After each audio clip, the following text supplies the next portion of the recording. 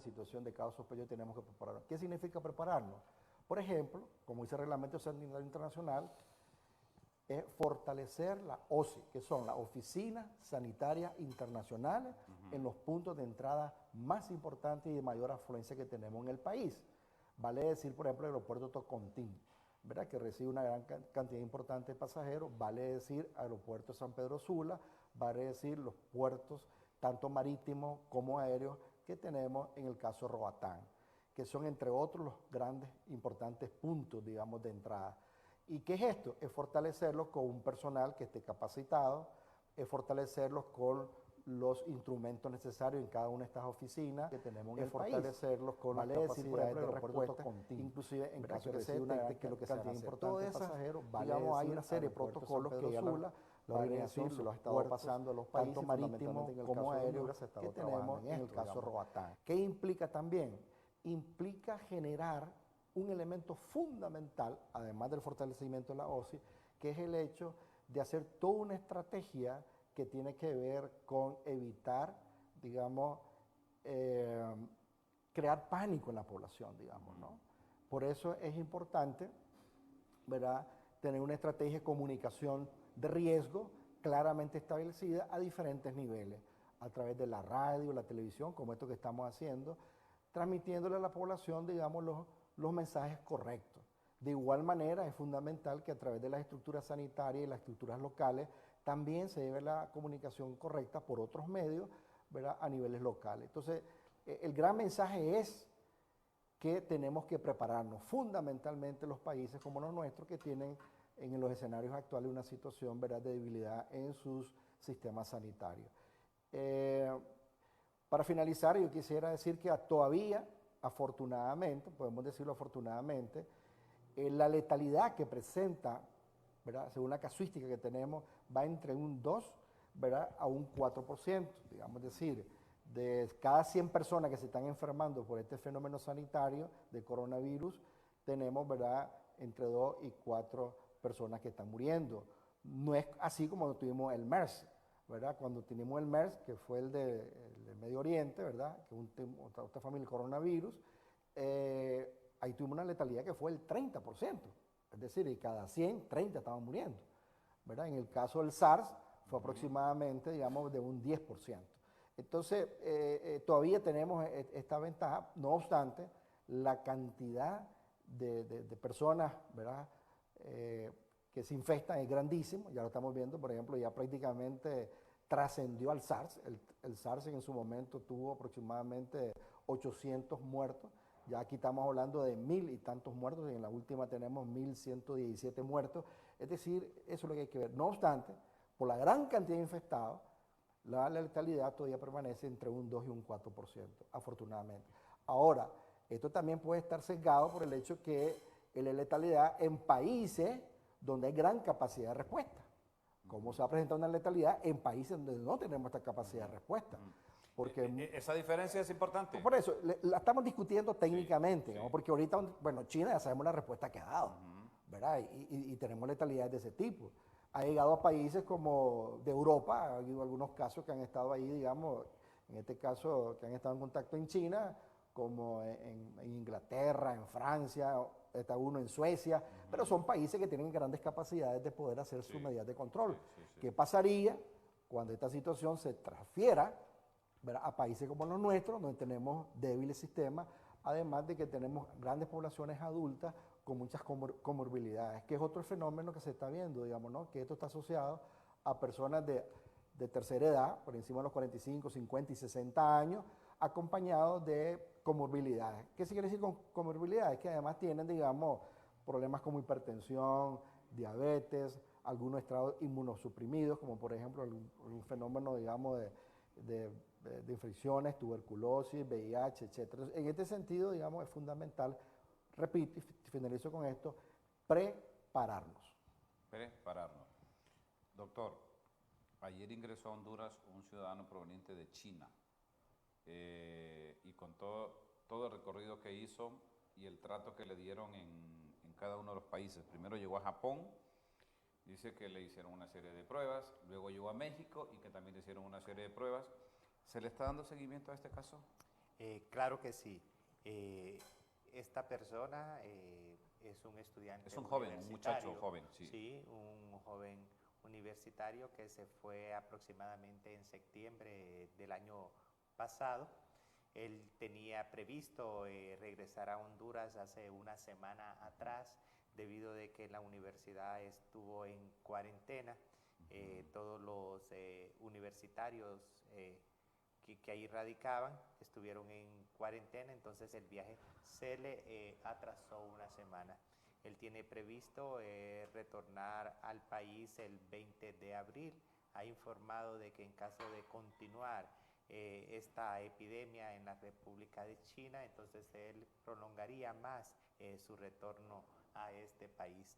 Hasta los momentos nosotros, como le digo, continuamos fortaleciendo esas oficinas sanitarias internacionales que tenemos en los aeropuertos, y estos datos que le he dado son producto del trabajo que se está realizando en estas oficinas sanitarias internacionales, donde nosotros también estamos dando seguimiento a las personas procedentes de estos países, haciéndole el interrogatorio correspondiente, dándole el seguimiento por los 14 días, manteniendo esa comunicación estrecha para ver que la persona no vaya a presentar ningún síntoma. Nosotros hemos realizado un trabajo, igual se ha realizado lo que es aquí en el aeropuerto de Toncontín, donde ya nos han registrado de que 287 personas han sido vistas de diferentes países. Examinadas ahí. Acudido, mire, no a todas las personas se requieren de un examen, ¿verdad? Se le hace el examen físico si realmente ¿Qué es lo que les hacen, Ministro, para que la gente que va a viajar o que tiene algún familiar que va a regresar, que sepa y que no se molesten, ¿verdad? Bueno, porque este es un proceso obligatorio. Así es, mire, es un proceso donde estamos nosotros cuidando la salud de las personas y cuidando la salud de cada uno de los hondureños. Es de suma importancia, yo siempre voy a decir, la salud es responsabilidad de cada uno de nosotros, y tenemos que colaborar con esas medidas de prevención.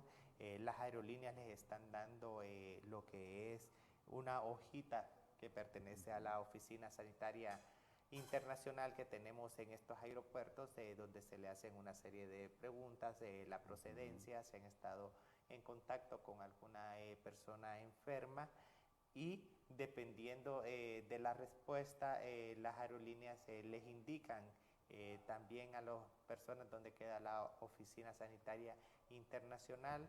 Ahí van algunas personas, estamos también viendo con rayos láser, detectando nosotros si viene alguna persona febril dentro de estos vuelos que se están recibiendo, pero normalmente tenemos una buena comunicación. Mire, una de las grandes ventajas en este momento que presenta el país, que no tenemos vuelos directos de estos países, como de China, que vienen directamente a Honduras, sino que tienen que hacer escalas en otros países totalmente diferentes a los vuelos directos que puede presentar El Salvador, Guatemala, México, Estados Unidos.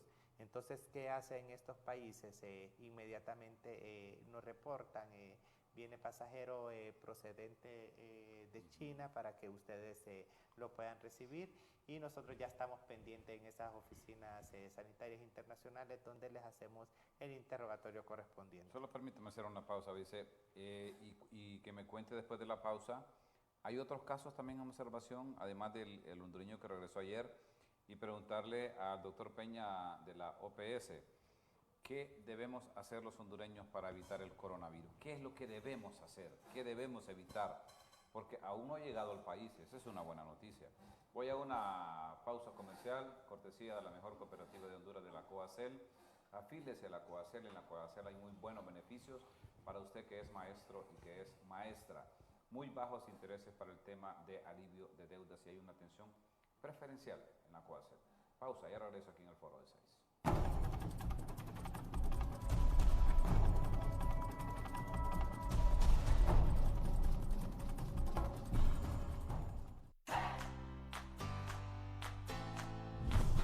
¿Cuántos queremos estar la dieta porque ya viene lo que es Semana Santa, pues les cuento que este miércoles les voy a enseñar una receta deliciosa y muy saludable. Vamos a hacer lo que son unas tortillas de maíz, como tipo tostadita, acompañadas de lo que son camarones, un poquitito de bacon y también cacahuates. Delicioso, no te lo pierdas a las 11 de la mañana aquí por Canal 6.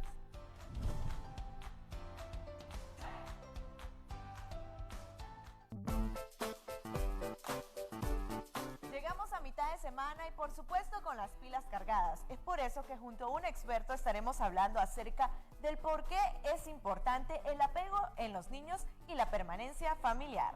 Muy bien, y seguramente habrás escuchado hablar sobre la Ley de Patrimonio Cultural. En compañía de un abogado estaremos conociendo algunos derechos de las comunidades indígenas. Si eres de las personas que les encanta picar algo en la noche, te diremos cuáles son las comidas que debes evitar a estas horas.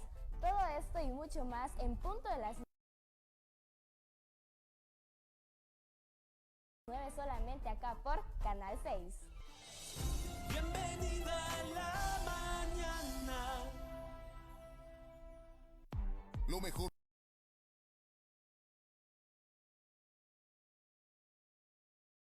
de la televisión a donde vayas. Descarga la app Canal 6 Honduras y disfruta del entretenimiento, noticias, deportes y todo el contenido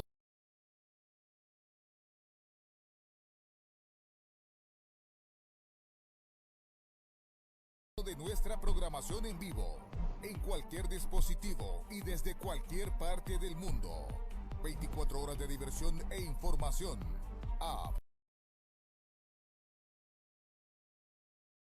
Canal 6 Honduras. Descárgala ya. Disponible para Android y iOS.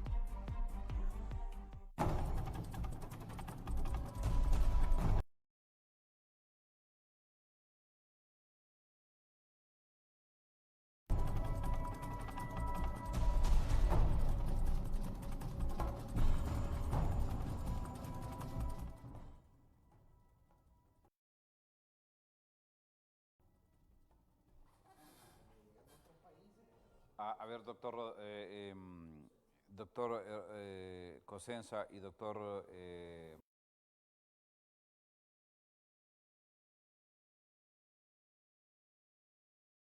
Peña, ¿en qué rango de edad está la mayor cantidad de contaminados? Leía un informe que está en el rango de los 40 a los 59 años. Es decir, que los jóvenes no se están contaminando tanto, doctor Peña. Se están contaminando. No. No. Perdón, diga, ¿Cómo diga, es el porcentaje? Diga, doctor. No, como bien lo decía el doctor Peña anteriormente, mire, ve,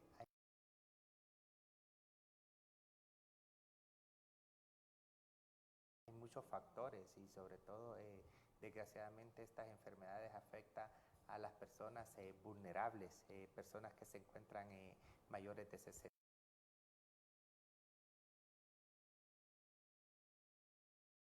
años, los menores de 5 años, aquellas personas que tienen una enfermedad asociada como hipertensos, diabéticos, asmáticos, es este tipo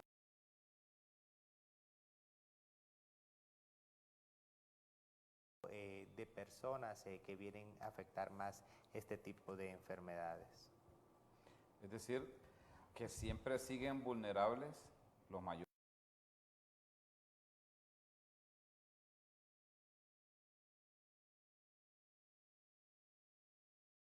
y los menores. Así es. ¿Verdad? ¿Eso Mira, es una norma en el mundo, doctor? No, Juan Carlos, toda la población es vulnerable. Claro, sí, por supuesto.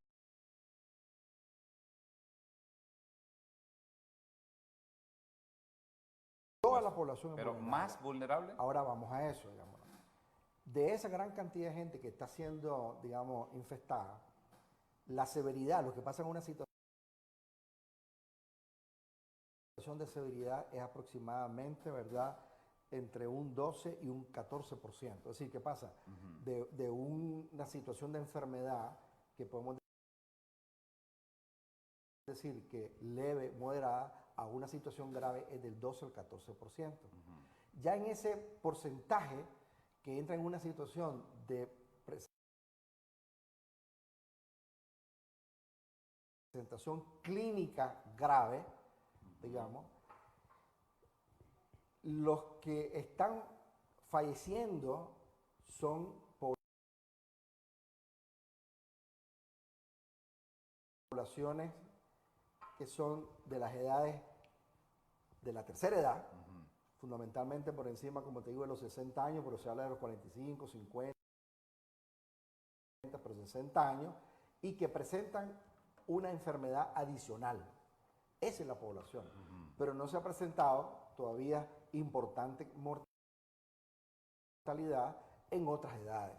¿Me explico? O sea, todos somos vulnerables. Sí, claro. ¿Verdad? Entiendo. Los que pasan de una situación de enfermedad a una situación severa es como repito, entre el 12 y el 14%, y al final la letalidad, lo que está muriendo de todos los que enferman, si enferman 100, ¿verdad?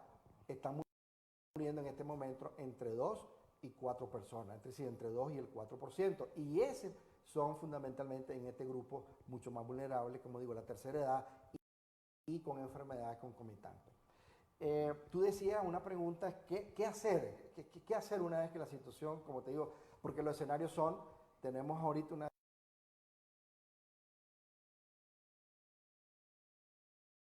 situación de preparativo porque no tenemos ningún caso, digamos, ni sospechoso realmente que haya ingresado al país, sino gente que viene con algún nexo, ¿verdad? Y se le hace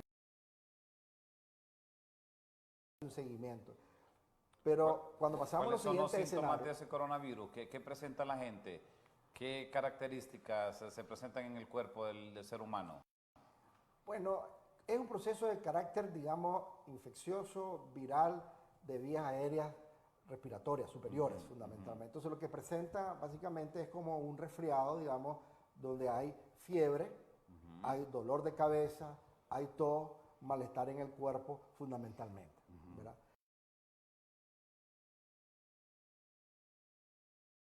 En la medida en que la enfermedad... Parecido al dengue, parecido al Zika y parecido al chikungunya. Sí, parecido a una influenza también, digamos. A una ¿no? influenza, por sí. eso estas enfermedades hay que tener mucho cuidado, digamos, ¿no? Obviamente, no solo la sintomatología va a orientar el diagnóstico, sino que lo que va a orientarlo también en este momento es un nexo que se llama nexo epidemiológico. Es decir, cuando la persona tiene un nexo que ha estado en estos lugares donde está circulando el virus, que ha estado en contacto en los últimos 14 días en algún espacio donde ha estado detectado esta situación, como digamos, si alguien viene de esta región de China, ¿verdad? Donde está circulando de manera altamente el virus, entonces lógicamente ese nexo epidemiológico más la sintomatología a uno lo lleva a este proceso de diagnóstico. Y el diagnóstico final, como sospechoso, el diagnóstico final lógicamente es una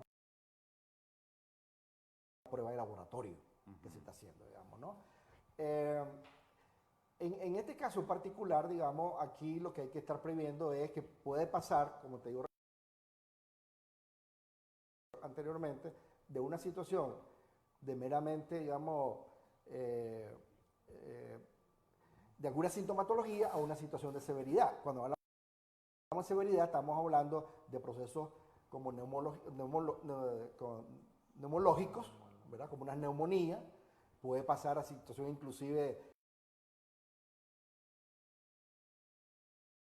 inclusive se habla de fallo renal, ¿verdad? Y algunas otras complicaciones que pueda dar. Insuficiencia renal puede originar también. Exacto, sí. Porque en la parte inicial, como te digo, es una serie de sintomatologías leves, que se puede dar como todo, digamos, como una influenza. Pues, digamos, inclusive cualquiera pueden dar, diría en algunos casos pueden que dar no es tan inclusive peligroso. problemas diarreicos.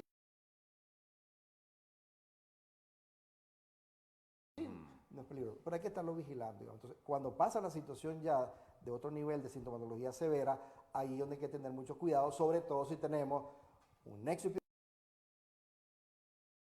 epidemiológico y si tenemos una población de una persona que tiene 55, 60, 65 años y que además es, por ejemplo, hipertenso o es diabético o es asmático o tiene algún antecedente de carácter, digamos, inmunológico, digamos. Entonces, ahí es que tenemos que hacer la concentración. Por eso es que entre las etapas de preparación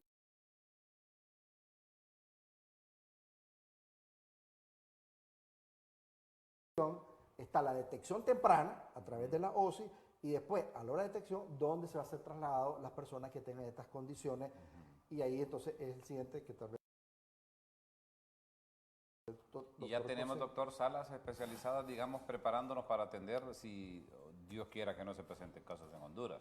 Sí, mire, el año pasado se hizo un simulacro en el aeropuerto internacional del Toncontín, donde se despliega lo que es el protocolo en caso de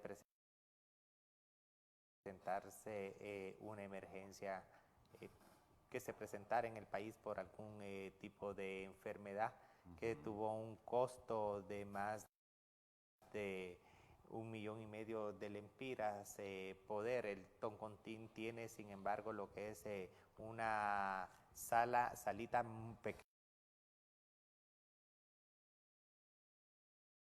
pequeña de aislados, que en todo caso que se detectara un paciente con este coronavirus, se estaría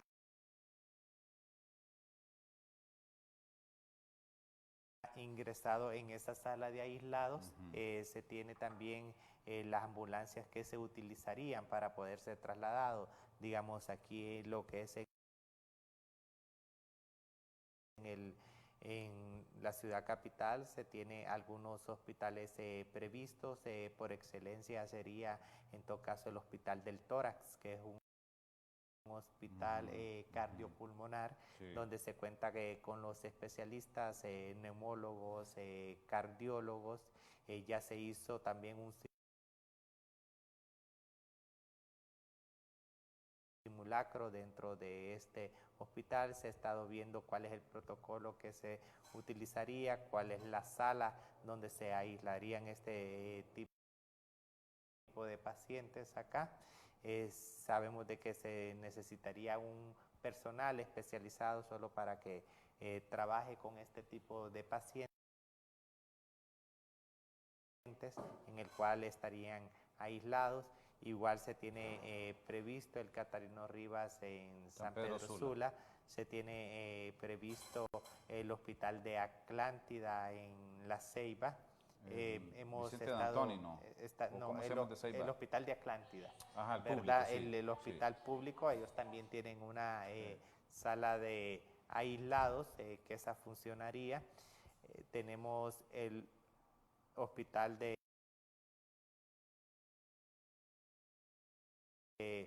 Ocotepeque, en el cual estaría, porque allí tenemos frontera terrestre. Sí, ahí hay bastante movimiento por el Trifinio, ¿verdad? Así es, entonces Salvador, ya Guatemala, se tienen previsto el hospital de Puerto Cortés también, que se tiene previsto. Se ha trabajado con los protocolos, muchos hospitales han estado realizando lo que son las capacitaciones de este coronavirus, de lo poco realmente, Juan Carlos, que se conoce de él, ¿verdad? Porque porque no hay caso comprobado en Honduras aún. No, mire, no hay caso comprobado en Honduras, pero tampoco no se conoce, no vamos a decir, mire, ve, aún no se tiene una vacuna, y para que se tenga una vacuna va a pasar bastante tiempo. Dicen los especialistas que va a tardar 6 meses para tener la vacuna del coronavirus, mínimo. No, como mínimo, y eso es incierto. Podría pasar un largo tiempo, porque este es un proceso que lleva, no se tiene un tratamiento específico, el cuadro clínico tampoco no se conoce específicamente. Son muchas cosas que quedan inciertas, en el cual nosotros tenemos que tratar al enfermo. Mire, ve, no hay un tratamiento específico tampoco para los virus. Normalmente es como que nosotros, si le pongo un ejemplo bien claro que lo hemos estado viviendo los hondureños, es como el dengue. El dengue no tiene un tratamiento específico, sino que nosotros tenemos que tratar los síntomas que presenta el paciente y las complicaciones que van surgiendo durante se va desarrollando la enfermedad. Tenemos que ver el paciente como un todo. Igual pasa con este coronavirus, que es ver la fiebre del paciente, y dentro del cuadro clínico, que puede venir desde un resfriado común hasta presentarse a una neumonía severa. y por lo tanto nosotros tenemos que tratar al paciente como tal y tratar los síntomas que la persona fuera a desarrollar. Doctor, ¿con qué podríamos ir concluyendo? Me está preguntando aquí si la gente en Mario Catarino dice, están capacitando, pero no veo una sala para ese tipo de atenciones. Me estaba preguntando otra persona de Puerto Cortés, dice que hay tres centros de salud, dice, pero que requieren la asignación de médicos y la construcción ya de un hospital mucho más amplio en esa zona porque tienen que viajar 25 kilómetros. Otra persona me estaba dando alguna serie de sintomatología que han presentado algunos pacientes en el mundo. Y hay otra persona que me dice, quisiera preguntarle si aún tenemos serias dificultades para manejar el tema del dengue, ¿cómo podemos reaccionar para tratar el coronavirus? Debemos capacitarnos de forma urgente, dice, y me imagino que son médicos o enfermeros los que están enviando mensajes. Doctor Peña, ya me va quedando poco tiempo de foro. ¿Con qué podríamos ir cerrando con un mensaje al pueblo hondureño? Tal vez dos comentarios rápidos. Uno es que cuando se declaró a finales del mes de enero la alerta internacional por parte de la Organización Mundial de la Salud como un evento de salud pública de importancia internacional, una de las razones importantes, entre otras, fue que era necesario, por la velocidad que llevaba de expansión de este tipo de fenómenos, ir preparándonos sobre todo a los países con sistemas de respuesta más débiles, para no esperar tanto tiempo, y por eso que estamos insistiendo, apoyando a la Secretaría de Salud con normas, protocolos y algunos apoyos inclusive de compañeros que estuvieron aquí hace aproximadamente 4 semanas de Washington para apoyar la parte laboratorial y crear lo que se llama el plan antipandémico. Eso en primer lugar, digamos, decir que esto es la oportunidad que tenemos para prepararnos en función de esta eventualidad que esperemos no se presente.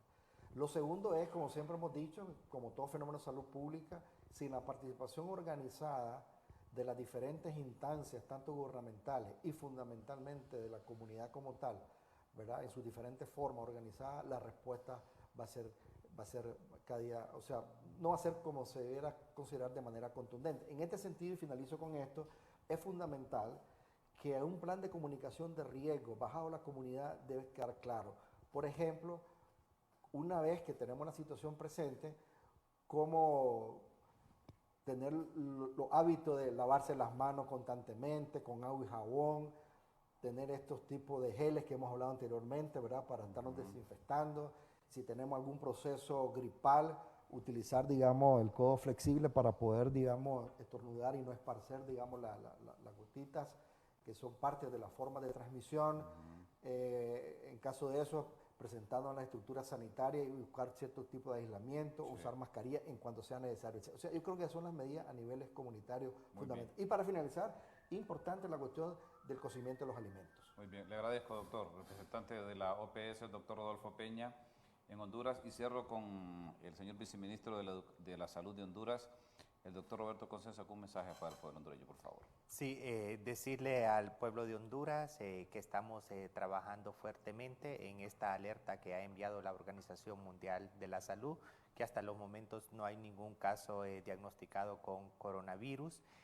Por lo tanto, seguiremos reforzando esas unidades de vigilancia que tenemos que reforzar a lo largo y ancho del país, pero que sí tenemos una epidemia del dengue que es en la que tenemos que trabajar.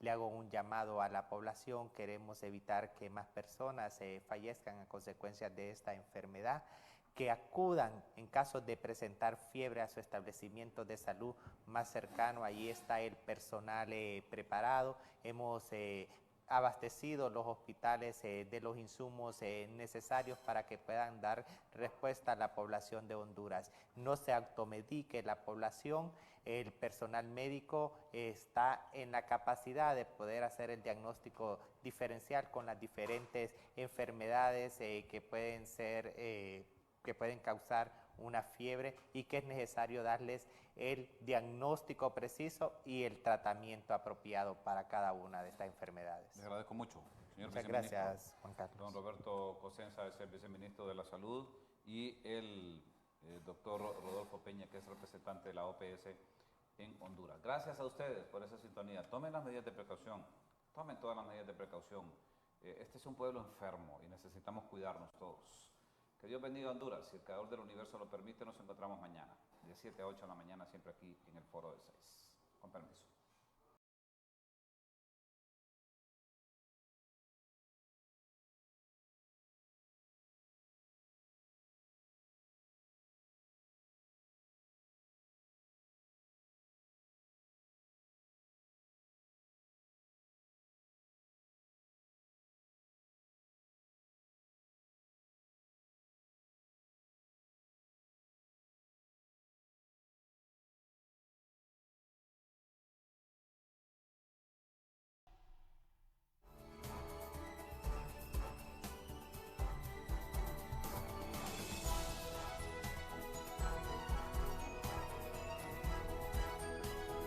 Canal 6, el canal de las noticias en Honduras. Cooperativa de Ahorro y Crédito CACEN. Traemos para ti los mejores servicios de cuenta.